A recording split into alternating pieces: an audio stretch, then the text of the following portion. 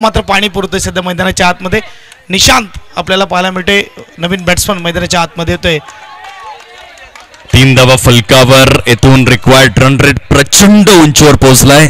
24 चेंडूंचा खेळ उर्वरित आहे आणि तब्बल 50 धावांचं टार्गेट आता पॅराडाईज बोईसर संघासमोर. Batter mister Nishant on side line to the gap मध्ये चेंडू निघून जातोय सीमारेषा पार.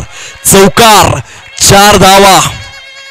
हा सामना हाय व्होल्टेज होण्याच्या दिशेने वाटचाल करणार हे संकेत देणारा हा चौकार होता. निशांत याच्या बॅटमधून जबरदस्त पद्धतीने हलकासा ऑफ स्टंपच्या दिशेने शफल झाला आणि तदनंतर बॅटच्या स्वीट स्पॉटला कनेक्ट होत असताना चेंडू मात्र सीमारेषा पलीकडे. आता 7 धावा आहेत प्रोग्रेस कार्डवर. हे षटक अत्यंत निर्णायक असणार आहे प्रीतमजी.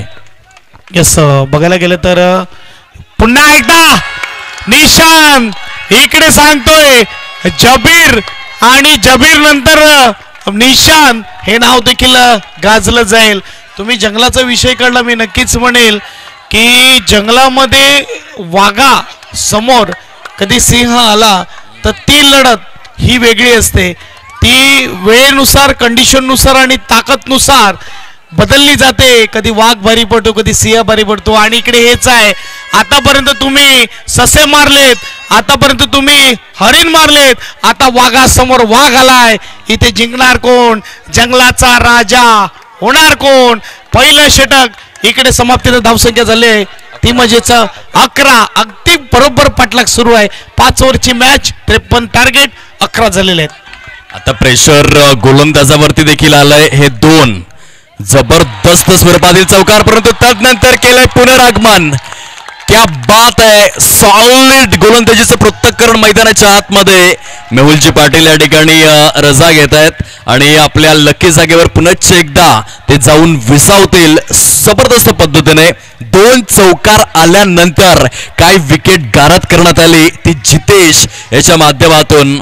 आजपर्यंत कितीतरी वेळा एकमेकांसमोर आले असतील, कितीतरी वेळा एकमेकांशी लढले असतील, कितीतरी वेळा एकमेकांशी झगडले असतील, कितीतरी वेळा एकमेकांना पाणी पाजलं असेल, कितीतरी वेळा एकमेकांना 4 मुंड्या चित केलं असेल, परंतु आज पुन्हा एकदा गाठ पडले ती ठका टीट फॉर टॅट, ठोशास ठोसा देश तसा वेश आहे प्रीतमजी.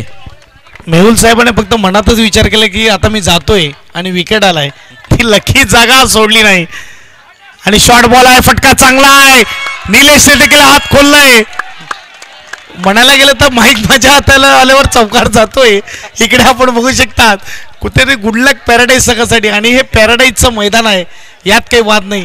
इथे 5 टुर्नामेंट झाल्यात, 6 टुर्नामेंट झाल्या, त्यामध्ये पॅराडाईज आपल्याला पाहायला मिळेल जी अंतिम सामन्यामध्ये आहे म्हणजे आहेच.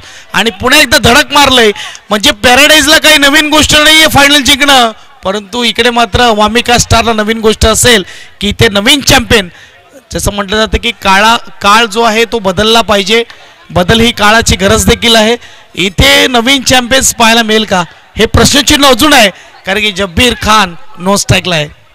सध्या पूर्णपणे हाय व्होल्टेज असा सामना आणि बॅलेन्सिंग अवस्थेमध्ये देखील आहे. खरं तर शॉर्ट ऑफ लेनची गोलंदाजी कुठेतरी डोकेदुखी ठरलंय या षटकामध्ये. वन्स अगेन जबरदस्त फटका, चेंडू सीमारेषा पलीकडे, चौकार. काय फलंदाजी आपण पाहू शकतायत. निलेशच्या बॅट मधून धावफलक जाऊन विसावलाय फार वेगाने. 19 या अंकावर 19 ऑन बोर्ड. समीकरण काय असेल असा प्रश्न जर विचारला तर आयुष आम्हाला सूचित करतायत येथून चेंडू शिल्लक आहेत ते जवळजवळ 19 आणि 19 चेंडूंमध्ये 34 धावांचं टार्गेट हे समोर पाहायला मिळतं. तुम्ही रिॲक्शन बघा आता एकंदरीत प्रेक्षकांच्या देखील आणि दोन्ही देखील संघांचे समर्थक पूर्णपणे येथे मात्र उत्सुकतेचा काहूर निर्माण करतायत. चुना घेऊन जा, चुनासाठी एक व्हॉलेंटियर तिथे पाठवा. इकडे मात्र नक्कीच दीपेश सर मी सांगेल की आपण बघू शकतात यश अपयश हा येत राहतो आणि 2 चौकारानंतर चर्चा करण्यास भाग पाडलंय निलेशने. इकडे यावेळेस शॉर्ट बॉल आहे, 3 आलेले आहेत. निलेश ऑन फायर, कभी इधर कभी उधर, बारी बारी सबकी बारी, कभी तुम्हारी कभी हमारी. इथे निलेश सांगतोय मॅच ऑन आहे, गेम ऑन आहे. मी अजून हरला नाही, तू अजून जिंकला नाही. शिट्ट्या वाजतायत, विजल वाजतायत, भोंगा वाजतोय, जणू